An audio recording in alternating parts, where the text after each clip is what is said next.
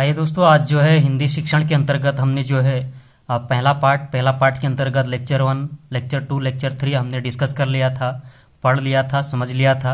उसको आप प्लेलिस्ट से देख सकते हैं। फिर दूसरा भाग भी हमने कंप्लीट कर दिया था और कहीं ना कहीं आज जो है हिंदी शिक्षण के अंतर्गत जो है हम तीसरा पार्ट को शुरू करने वाले हैं। और तीसरा पार्ट भी जो है और कंपटीशन एग्जाम की दृष्टि से यूटेट, सीटेट, यूपी टेट की दृष्टि से काफ़ी महत्वपूर्ण है। तो इसकी अगर बात करूं तो व्यापक अर्थ में शिक्षण का क्या आशय है, इसको सबसे पहले व्यापक अर्थ के रूप में हम समझेंगे कि शिक्षण की परिभाषा को कैसे हम परिभाषित कर सकते हैं। तो व्यापक अर्थ में जो है व्यापक का अर्थ है में शिक्षण का जो आशय है वो औपचारिक और अनौपचारिक दोनों तरह की शिक्षा प्रक्रिया से है, जो आजीवन चलती रहती है ना। इस शिक्षा प्रक्रिया में जो है विद्यालय के साथ साथ जो है परिवार हो गया, समाज को भी जो है एक उद्देश्य होता है। अपितु नहीं जो है इस शिक्षण प्रक्रिया में जो है सर्वांगीण विकास शामिल होता है। सिर्फ इसमें परिवार और विद्यालय और समाज ही नहीं है, बल्कि इसमें जो है क्या है सर्वांगीण विकास जो होता है वो कहीं ना कहीं व्यापक रूप में हम उसको समझते हैं शिक्षा के रूप में। वहीं अगर हम देखें तो व्यापक रूप में जो शिक्षण की जो परिभाषाएं हैं वो कुछ परिभाषाएं जो है एग्जाम में जो है परिभाषाएं पूछी जा सकती है ना, प्रश्न की प्रकृति बन सकती है। तो पहले जो है पाठक एवं त्यागी के अनुसार एक परिभाषा दी है व्यापक शिक्षण के अंतर्गत। शिक्षण वो प्रक्रिया है जिसके द्वारा व्यक्ति को जो है अपने परिवार, विद्यालय, मित्रों, पत्र पत्रिकाओं आदि के वातावरण से अनुकूलन स्थापित करने के लिए आजीवन ज्ञान प्राप्त होता रहता है। तो ये कहीं ना कहीं जो है पाठक और त्यागी ने दी थी, बहुत अच्छी परिभाषा इन्होंने दी थी हैं। इन्होंने कहा कि परिवार, विद्यालय हो गया, मित्र हो गए है ना, पत्र पत्रिकाएं होगी, एक वातावरण से ऐसा जो है अनुकूलन स्थापित करने से जो है ज्ञान जो है आजीवन प्राप्त होता रहता है।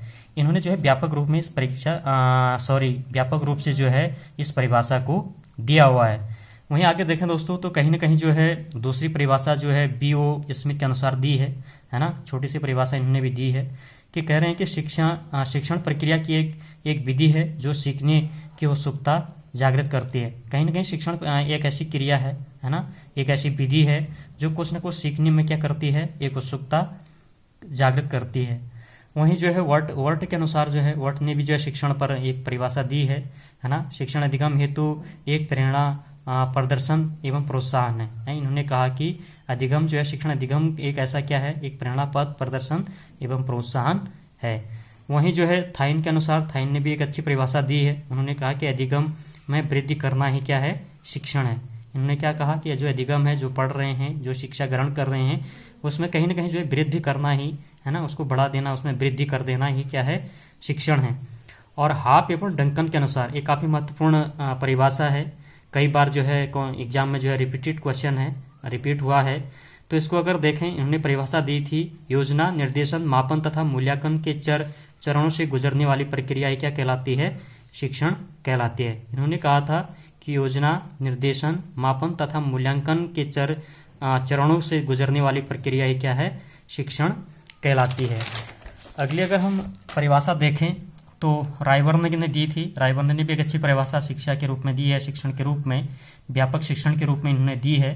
इनका कहना है कि मानव जीवन के उद्देश्यों की प्राप्ति के लिए जो है अपनाई गई प्रक्रिया शिक्षण है।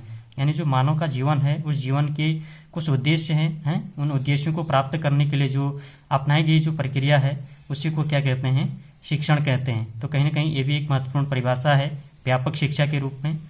और वहीं आगे अगर हम देखें तो शिक्षण की प्रक्रिया है ना, इस शिक्षण की क्या प्रक्रिया होती है, यहाँ पर जो है जॉन एडम्स के अनुसार जो है दिया है। इन्होंने कहा कि शिक्षण एक क्या है, द्विमुखी प्रक्रिया है। इन्होंने जो है द्विमुखी प्रक्रिया बताया है, एक तो शिक्षक को बताया है, दूसरा शिक्षार्थी को। थोड़ा सा इनका मतलब भी समझेंगे, इसमें अर्थ तात्पर्य समझेंगे कि शिक्षण एक द्विमुखी प्रक्रिया है जिसका एक छोर पर तो शिक्षक है तथा द्वितीय छोर पर क्या है, शिक्षार्थी रहता है, विद्यार्थी रहता है ना। इसी आधार पर शिक्षण के परिणाम शिक्षण की परिभाषा देते हुए उन्होंने कहा कि शिक्षक एवं शिक्षार्थी के मध्य अंत्य क्रिया का नाम ही शिक्षण है। तो यहीं से उन्होंने परिभाषा दे दी।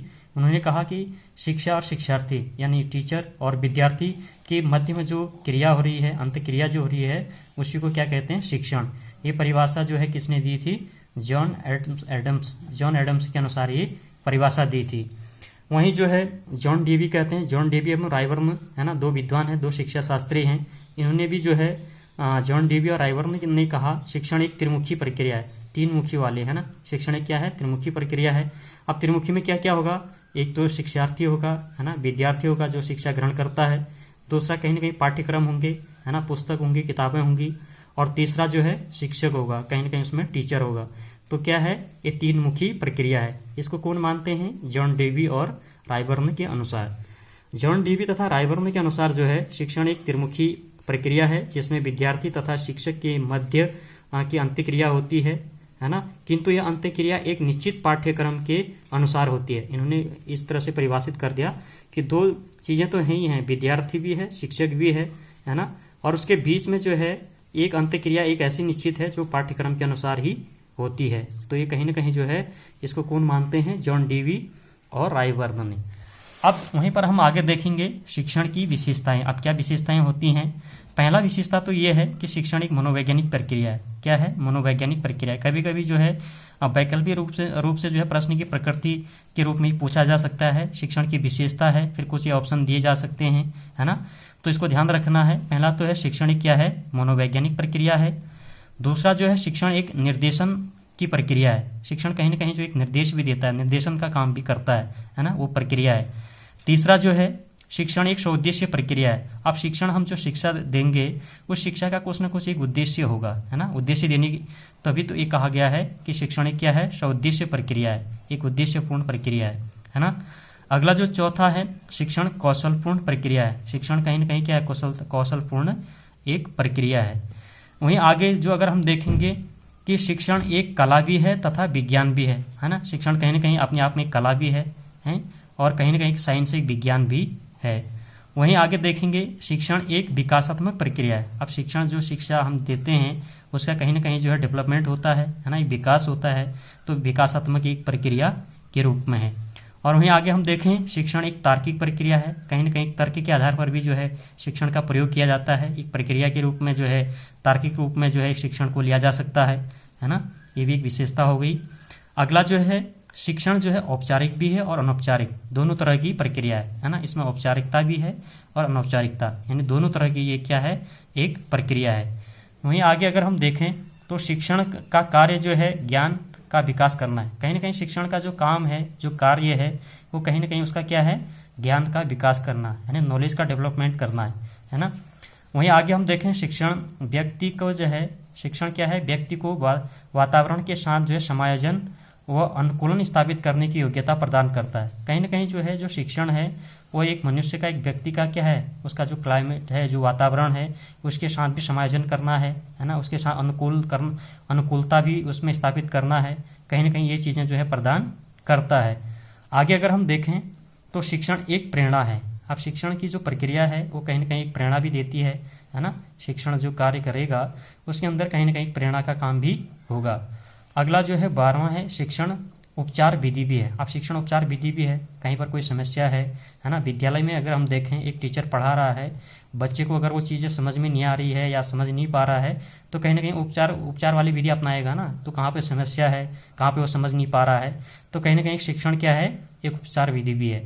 और वहीं अगर आगे हम देखें शिक्षण एक मापन है। कहीं ना कहीं शिक्षण कार्य हम जब करते हैं तो उसका कहीं ना कहीं एक मापन भी होता है, एक मूल्यांकन के रूप में जो है उसका हम मापन करते हैं, तो शिक्षण एक क्या है, मापन भी है। तो आज हमने जो है व्यापक अर्थ में जो है शिक्षण के बारे में पढ़ा, व्यापक अर्थ में क्या परिभाषा हो सकती थी उसको हमने समझा, पढ़ा, और उसके बाद जो है किस विद्वान की क्या परिभाषा थी उसको हमने समझने का प्रयास किया, है ना। उसके बाद शिक्षण की प्रक्रिया में हमने जो है जॉन एडम्स के अनुसार हमने पढ़ा। कहीं न कहीं जॉन एडम्स कहते हैं कि शिक्षण द्विमुखी प्रक्रिया है, एक शिक्षक और दूसरा शिक्षार्थी। उसके बाद हमने पढ़ा जॉन डेवी एवं रायबर्न के अनुसार, उन्होंने कहा कि शिक्षण एक त्रिमुखी प्रक्रिया है, पहला शिक्षार्थी, दूसरा पाठ्यक्रम और तीसरा शिक्षक। तो ये पढ़ा। और उसके बाद हमने जो है शिक्षण की विशेषताएं, शिक्षण की मुख्य विशेषताएं क्या क्या हो सकती हैं उसको हमने आज पढ़ने का प्रयास किया। तो कहीं ना कहीं जो है हमने पार्ट 3 यानी भाग 3 के अंतर्गत जो है आज व्यापक रूप में शिक्षण के बारे में हमने पढ़ा और इसी के बारे में हमने समझा, है ना। इसकी विशेषता, इसकी परिभाषा को हमने आज जानने का प्रयास किया, जो कहीं ना कहीं जो है सीटेट, यूपीटेट, यूकेटेट की दृष्टि से काफ़ी महत्वपूर्ण हो सकते हैं। प्रश्न की प्रकृति जो है यहाँ पर बन सकती है। तो इसको हमने जो है आज डीपली पढ़ा।